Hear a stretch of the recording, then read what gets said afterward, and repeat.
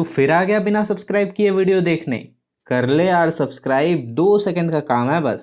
हाँ, तो कल वाले एपिसोड में अभी तक हमने लास्ट में सीखा कि इन सारे प्रदर्शित चीज़ों का ट्रीटमेंट कैसे करना है। कुछ नहीं करना है। अगर ओल्ड बैलेंस शीट में ये 3 चीज़ें लाइबिलिटी साइड में गिवन हो तो उसको पार्टनर्स के कैपिटल अकाउंट में डेबिट करना है, और ये 4 चीज़ें अगर एसेट साइड में गिवन हो तो उसको पार्टनर्स के कैपिटल अकाउंट में क्रेडिट करना है। सिंपल। मतलब अकाउंट्स महाराज का सख्त आदेश है कि ओल्ड बैलेंस शीट से न्यू बैलेंस शीट तक ये सारी चीज़ें नहीं पहुंचनी चाहिए। इन सारे आइटम्स को कहीं बीच में ही निपटा दो। तो हम भी पार्टनर्स के कैपिटल अकाउंट में रफा दफा कर देते हैं। पर एक एक्सेप्शन है। अगर क्वेश्चन कहता है कि इन आइटम्स को न्यू बैलेंस शीट में दिखाना है तो लाइबिलिटीज साइड के आइटम्स की एंट्री होगी gaining partners capital account debit to sacrificing partners capital account, और एसेट साइड की entry just opposite, sacrificing partners capital account debit to gaining partners capital account. इसका क्वेश्चन आना रेयर है, but revaluation के time पर हम करेंगे जरूर।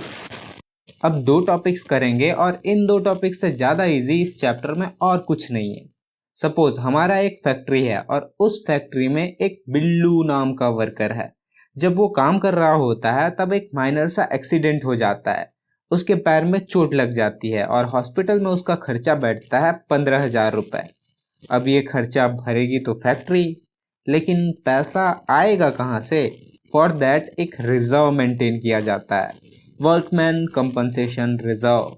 अब इसमें कुछ केसेस बनते हैं। हमारे पार्टनरशिप फर्म का ही एग्जांपल ले लेते हैं।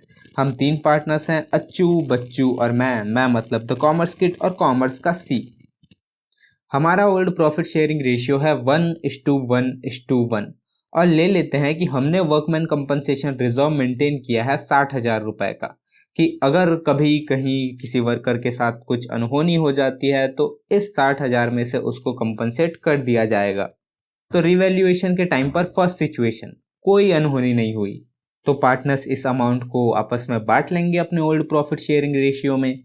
अगर पार्टनर्स को कहीं से पैसा मिलता है तो वो पार्टनर्स के कैपिटल अकाउंट में क्रेडिट साइड में जाता है। तो इस सिचुएशन में जर्नल एंट्री होगी workman compensation reserves account debit 60,000 to A's capital account 20,000 to B's capital account 20,000 to C's capital account 20,000, क्योंकि तीनों का old profit sharing ratio equal है। अगर पार्टनर्स का कैपिटल अकाउंट बनाना हुआ तो it will be like by workman compensation reserve account, A का 20,000, बी का 20,000 एंड सी का 20,000। इजी। सिचुएशन 2, थोड़ी बहुत हानि हुई, खर्चा बैठा 30,000। ये 30,000 जाएगा बैलेंस शीट के लाइबिलिटी साइड में, और बाकी का 30,000 जाएगा पार्टनर्स के जेब में, that means partners capital account में। जर्नल एंट्री होगी workman compensation account debit to workman compensation claim account. Workman compensation reserve हमने मेंटेन किया था 60,000 रुपये, तो डेबिट अमाउंट में 60,000 आएगा। उसके बाद वर्कमैन कंपनसेशन क्लेम कितना का हुआ है? 30,000 का, सो 30,000 बचा 30,000, वो जाएगा पार्टनर्स के जेब में। तो to A's capital account, to B's capital account and to C's capital account 10,000 10,000 10,000। Situation 2 खत्म। अगला सिचुएशन बनेगा एक्यूरेट हानि हुई और खर्चा बैठा एग्जैक्ट 60,000 रुपये। इसमें ज़्यादा तामझाम नहीं है, पैसा जाएगा सीधा वर्कमैन कंपनसेशन क्लेम में, क्योंकि 60,000 का रिजर्व मेंटेन किया था और 60,000 का क्लेम हो गया। Workman compensation reserves account debit to workman compensation claim account 60,000 60,000, और पार्टनर्स को मिलेगा ठेंगा। सिचुएशन 4, एक्सपेक्टेशन से ज़्यादा अनहोनी, खर्चा बैठा है 90,000। भैया अब क्या किया जाए? देखो, वर्कमैन कंपनसेशन रिजर्व हमने मेंटेन किया है 60,000 और खर्चा हुआ है 90,000, तो WCR तो 60,000 से ही डेबिट होगा, लेकिन क्लेम मिलेगा वर्कर को 90,000। अब हॉस्पिटल में ऐसा तो नहीं बोल सकते ना कि हमने रिजर्व मेंटेन किया है सिर्फ 60,000 का, तो उससे ज़्यादा पैसा हम आपको नहीं दे सकते। बट जो एक्स्ट्रा 30,000 रुपये है वो लाएंगे कहाँ से? रिवैल्यूएशन अकाउंट से। रिवैल्यूएशन अकाउंट डेबिट 30,000, और रिवैल्यूएशन अकाउंट हमारे पिताजी का तो है नहीं कि 30,000 हमें खटाक से मिल जाएगा। बेसिक सी बात है कि हम तीनों का फर्म है, तो जो एक्स्ट्रा 30,000 रुपये लग रहा है उसका खर्चा भी हम ही तीनों उठाएंगे। सो रिवैल्यूएशन अकाउंट ऊपर 30,000 से डेबिट हुआ था, तो नीचे क्रेडिट भी होगा। कैसे? ऐसे A's capital account debit 10,000, B's capital account debit 10,000, C's capital account debit 10,000 to revaluation account 30,000। Revaluation account क्या है, इसका फॉर्मेट और दुनियादारी की चीजें हम नेक्स्ट एपिसोड में देखेंगे। फिर चैप्टर खत्म। सिचुएशन 5, अगर बाई चांस ऐसा होता है कि हमने WCR मेंटेन ही नहीं किया और वर्कर के साथ दुर्घटना हो जाती है और लग जाता है 45,000 रुपये, तो उसकी एंट्री कैसे होगी?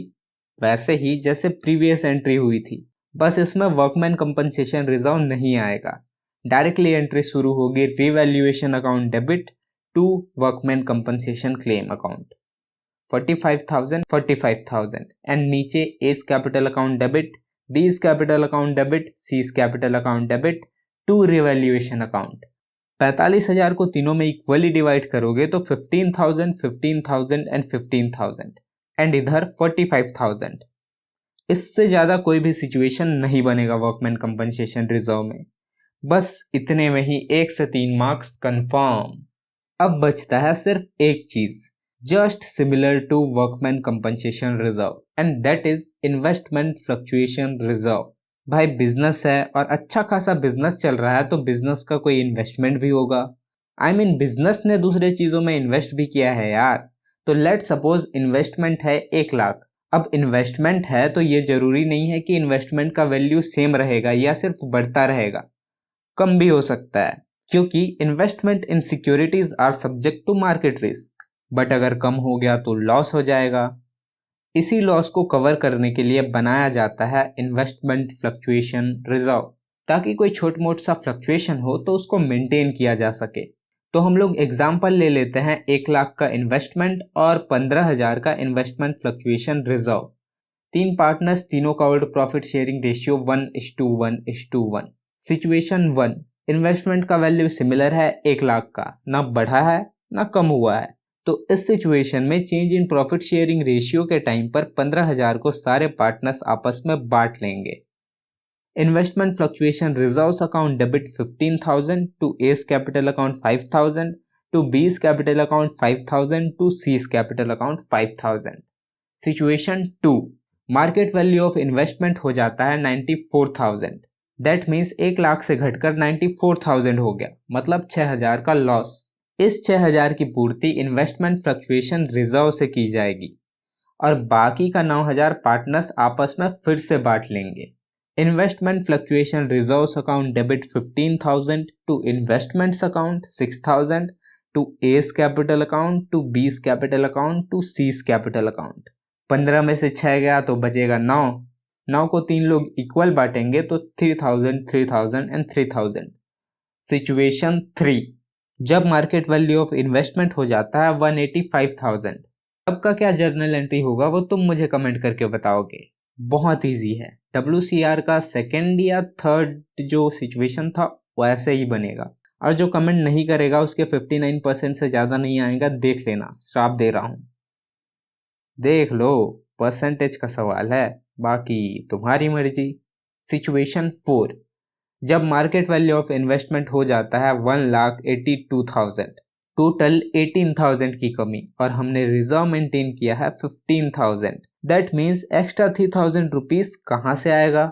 WCR में रिवैल्यूएशन अकाउंट से आया था तो IFR में भी रिवैल्यूएशन अकाउंट से ही आएगा। Investment fluctuation reserves account debit 15,000, revaluation account debit 3,000 to investments account 18,000 and then revaluation account को क्रेडिट करेंगे। A's capital account debit 1,000, B's capital account debit 1,000, C's capital account debit 1,000 to revaluation account 3,000। Situation 5, इस situation के according market value of investment हो जाता है 1,12,000, मतलब investment की value जो 1 लाख थी वो है, प्लस 12,000 का प्रॉफिट भी हुआ है, और जो रिजर्व का पैसा है वो भी हमारे पास है। तो इन्वेस्टमेंट फ्लक्चुएशन रिजर्व के साथ साथ जो एक्स्ट्रा 12,000 का प्रॉफिट हुआ है वो भी जाएगा पार्टनर्स के कैपिटल अकाउंट में, पर डायरेक्टली नहीं जाएगा। अभी बताता हूँ कि जाएगा कैसे। जर्नल एंट्री होगी investment fluctuation reserves account debit 15,000 to A's capital account to B's capital account to C's capital account, 5000 5000 5000। यहाँ पर IFR का काम खत्म। अब इन्वेस्टमेंट का जो प्रॉफिट है वो सबसे पहले जाएगा रिवैल्यूएशन अकाउंट में, उसके बाद रिवैल्यूएशन अकाउंट से जाएगा पार्टनर्स के कैपिटल अकाउंट में। तो जर्नल एंट्री होगा investment account debit 12,000 to revaluation account 12,000। Now revaluation account debit 12,000 to A's capital account to B's capital account to C's capital account, 4,000 4,000 4,000। इन सब के अलावा एक और सिचुएशन बनता है, एक नहीं दो और सिचुएशंस बनते हैं।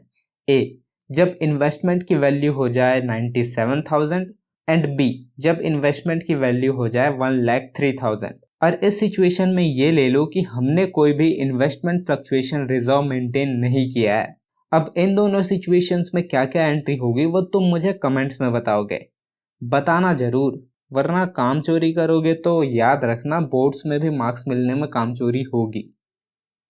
अब बस अगले एपिसोड में रिवैल्यूएशन अकाउंट और उसके कुछ क्वेश्चंस करेंगे, फिर ये चैप्टर खत्म। अब यहाँ तक आ ही गए हो तो वीडियो को लाइक और चैनल को सब्सक्राइब करने की मेहरबानी भी कर दो।